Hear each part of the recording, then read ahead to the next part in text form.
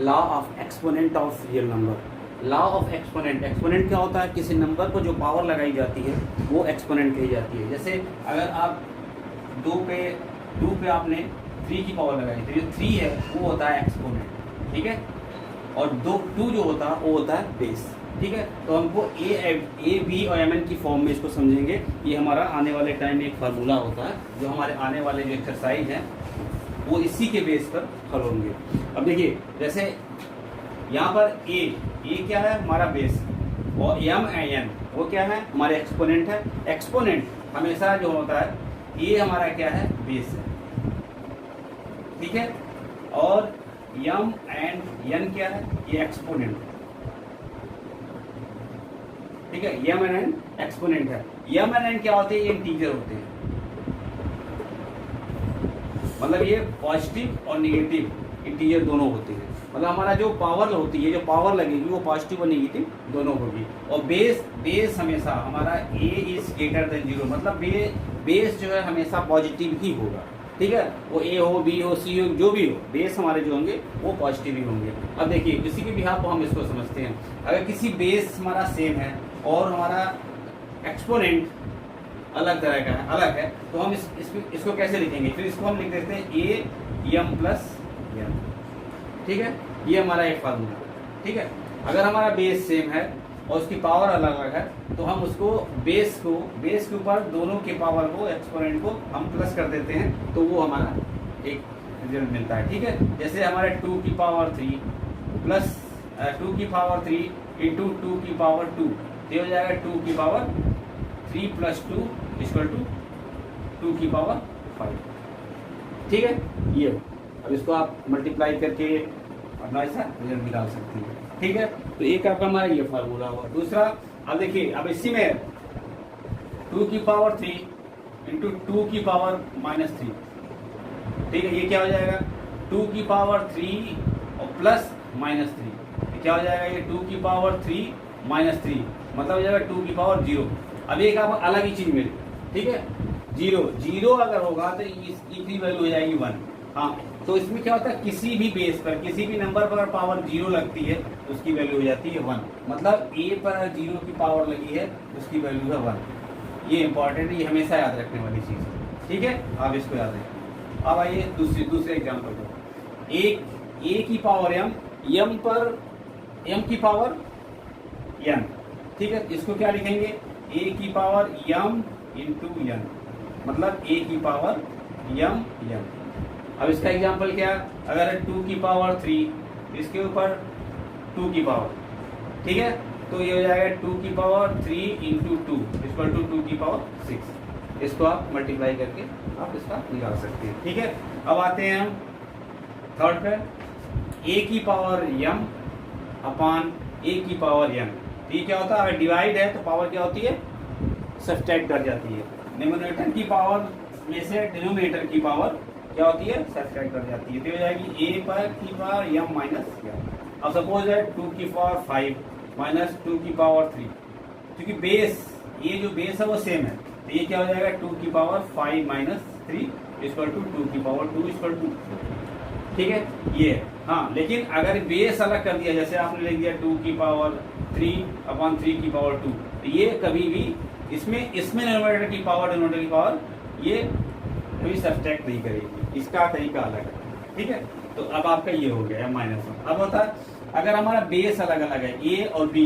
अब ए is greater than 0 में होता है, यहाँ जो बी है, बी जो बेस है, मतलब बेस जो भी होगा बी भी हमारा ग्रेटर देन 0 ही होगा। मतलब जो भी बेस चाहे जो हो, ए हो, बी हो, सी हो, जो वो ग्रेटर देन 0 होगी, मतलब वो माइनस में नहीं हो सकते। तो अगर हमारा बेस अलग अलग है और पावर सेम है, ठीक है, एक्सपोनेंट सेम है, बेस अलग अलग है, तो उसको हम तो बेस को हम मल्टीप्लाई कर देते हैं, उस पर सेम पावर लगा देते हैं, मतलब ए बी पे, ठीक है। अब इसका एग्जांपल क्या? सपोज है 2 की पावर 3 इंटू 3 की पावर 2, ठीक है, सॉरी 3 की पावर 3 की पावर। अब क्या है? यहाँ पे पावर सेम है, बेस अलग अलग है, ठीक है। इसको हम 2 इंटू 3 की पावर 3 लिख देंगे, ये हो जाएगा 6 की पावर 3, ठीक है। इस तरह से इसको सॉल्व करना है, ठीक है। इसको ये, अब आइए इस पर, अगर कोई बेस पावर के साथ न्यूमरेटर में है, डिनोमिनेटर में है और ऊपर 1 है, तो इसको जो हम ऊपर ले जाते हैं तो ये हो जाती है, उसकी पावर माइनस हो जाती है, ये माइनस है। सपोज दैट अगर 1/2 की पावर 3 है, ठीक है, तो ये जब सॉल्व करें तो 2 की पावर -3 हो जाएगी। ठीक, क्लियर, ठीक है ना? तो आप इसको नोट डाउन कीजिए, ठीक है। आप वीडियो को पॉज करते हैं, आप पॉज करके आप इसको नोट डाउन कीजिए।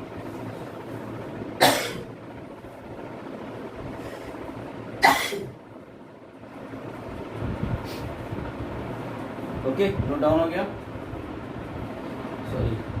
तो ये चीज है, तो हमारा एक फार्मूला होगा, अगर बेस सेम है और मल्टीप्लाई होती है, बेस सेम है, पावर कुछ भी हो, अगर मल्टीप्लाई होती है तो पावर आपस में ऐड कर जाती है, जुड़ जाती है और बेस सेम रहता है, तो उसका एक ये हमारा फार्मूला तैयार होता है।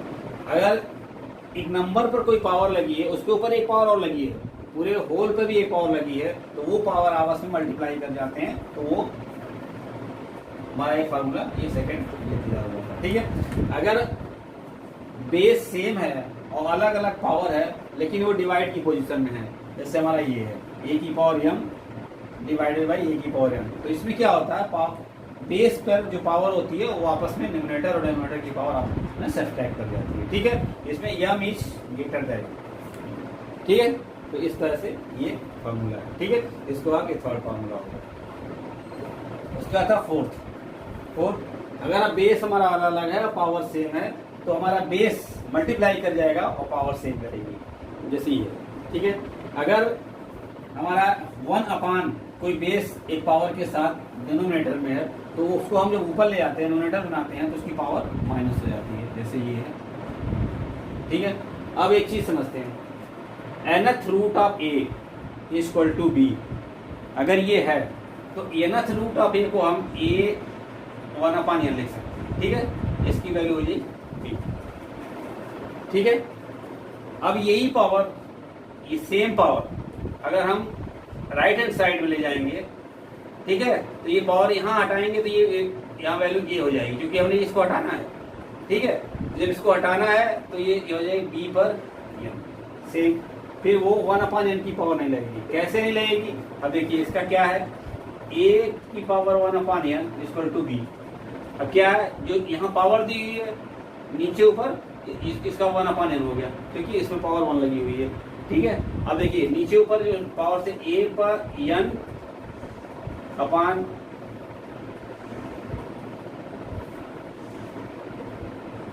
हाँ सॉरी नहीं ये ठीक है, सॉरी और दूसरी चीज पढ़ा है, a की पावर n, तो पावर को राइट हैंड साइड में ले जाएंगे तो ये हो जाएगा a की पावर, a की वैल्यू जो होगी b की पावर n हो जाएगी, ठीक है। अब इसको एक दूसरे शब्दों में देखते हैं, एक दूसरी चीज है, एक nth रूट ऑफ a, इसको हम जैसे लिख सकते हैं a की पावर n, ठीक है।